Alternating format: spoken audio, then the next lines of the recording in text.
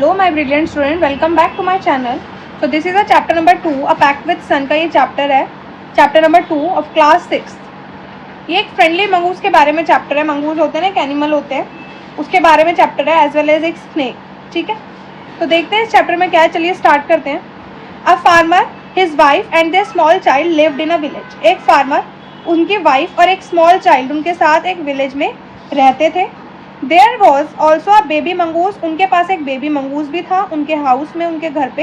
Who they believed would be their son's companion. वो सोचते थे कि वो जो मंगूस है उसको उन्होंने इसलिए रखा हुआ था ताकि वो उनके बेबी का कंपेनियन बने। कंपेनियन मतलब होता है साथी, ठीक है, खेलने के लिए साथी बने आगे चल के। एंड फ्रेंड इन फ्यूचर, और आगे जाके फ्यूचर में वो फ्रेंड बन जाए दोनों आपस में।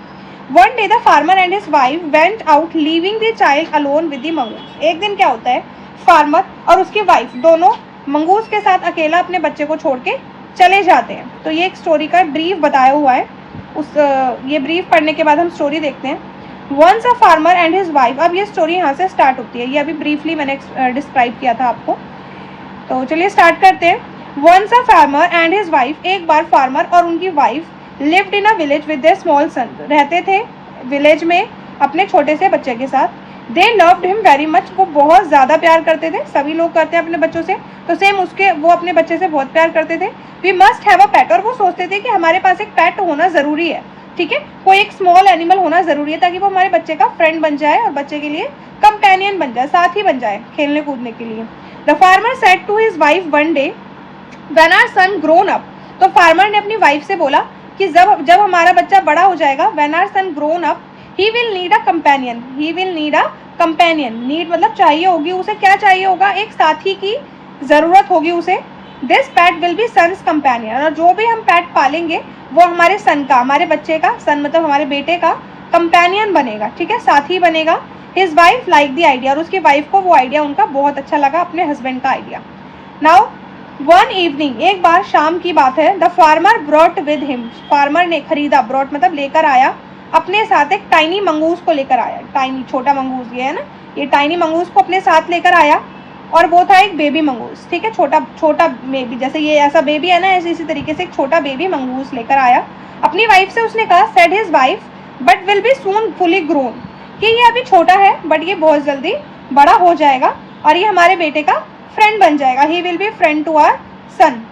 नेक्स्ट देखते हैं। Next is both the baby, यानी कि बोथ मतलब दोनों बेबी और मंगूस दोनों ग्रो हो गए। ग्रो मतलब बढ़ गए।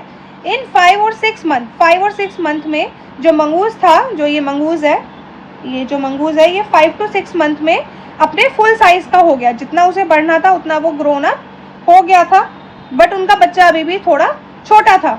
अ लवली एनिमल, वो कैसा था, अब मंगूस के बारे में डिस्क्राइब करें कि मंगूस था कैसा। अ लवली एनिमल, एक लवली एनिमल था। 2 शाइनी ब्लैक कलर की आईज थी। बुशी टेल्स थी। बुशी टेल यानी कि जैसे इसकी टेल देख रहे हो, इस तरीके से बुशी टेल थी मंगूस की, इस तरीके से। Next, the farmer son was still a baby, और जो फार्मर का सन था वो अभी भी बेबी था। क्रेडल में रहता था, स्लीप करता था और रोता था। ठीक है, ये जो क्रेडल होती है इस तरीके की, इसके अंदर रहता था, सोता था और खेलता था, रोता भी था। ठीक है, इस तरीके से बताया हुआ है। नेक्स्ट, वन डे, एक बार, farmer wife wanted to go to the market. Farmer की वाइफ मार्केट जाना चाहती थी। She fed the baby and rocked him to sleep in his little cradle. उसने अपने बेबी को खाना खिलाया, दूध पिलाया, जो भी वो खाता है वो सब करा, और उसको क्रेडल में सुला दिया। पिकिंग अप द बास्केट उठाई और अपने हस्बैंड से बोला, सेड टू हर हस्बैंड, अपने हस्बैंड से क्या कहा, I am off to the bazaar, मैं बाजार जा रही हूँ, बाजार यानी कि मार्केट जा रही हूँ। द बेबी इज स्लीपिंग, जो बच्चा है वो सो रहा है। Keep an I on him, मतलब अपनी आंखें मेरे बच्चे के ऊपर रखना, यानी कि उसका ध्यान रखना, टेक केयर करना। फ्रैंकली उसने बोला अपने हस्बैंड से। फ्रैंकली उसने क्या बताया अपने हस्बैंड को, I don't like the leave child alone with the mongoose. मुझे मंगूस के साथ, जो मंगूस वो बड़ा हो गया था, छोटेपन में तो वो बहुत अच्छा लग रहा था, पर जैसे जैसे वो बड़ा हो गया, फुल साइज का हो गया, फार्मर की वाइफ को उससे डर लगने लगता था कि कहीं मेरे बच्चे को खा ना जाए। तो उसने अपने हस्बैंड से यही चीज़ कही कि मैं जा रही हूँ, मेरे बेटे का ध्यान रखना, और मंगूस को मैं बिल्कुल पसंद नहीं करती हूँ, तो उससे बचा के रखना। यू नीडेंट बी अफ्रेड, मतलब तुम्हें अफ्रेड यानी कि डरने की कोई ज़रूरत नहीं है। ये बात किसने कही थी, ये बात फार्मर ने कही। ठीक है, फार्मर ने कही, किससे, अपनी वाइफ से कही थी कि you need not to be afraid, afraid होने की ज़रूरत नहीं है, डरने की ज़रूरत नहीं है।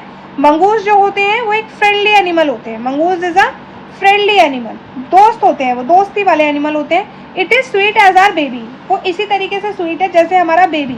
And they are best friend, you know, और वो दोनों बेस्ट फ्रेंड है, तुम्हें तो पता ही है कौन दोनों, मंगूस और हमारा बेबी दोनों बेस्ट फ्रेंड है। नेक्स्ट क्या होता है, वाइफ वेंट अवे, वाइफ चली जाती है। And the farmer having nothing to do, और फार्मर के पास घर पे कुछ भी नहीं होता करने के लिए, तो वो सोचता है he decided to go out the take care, मतलब वो सोचता है he decided to go out, बाहर जाने की सोचता है। And take look at his field, अपने फील्ड की तरफ जाने की सोचता है, ठीक है, वो चला जाता है। ही रैन इनटू सम फ्रेंड्स, और फिर उसके बाद अपने दोस्तों के साथ वहीं से वो चला जाता है फील्ड में से, फील्ड यानी कि खेती जहाँ पर वो फार्मिंग करता था। Return for a quite some time, यानी कि बहुत देर हो चुकी होती है, वो मतलब वापस नहीं लौटता, अपने फ्रेंड के साथ आगे चला जाता है। नेक्स्ट क्या होता है, नेक्स्ट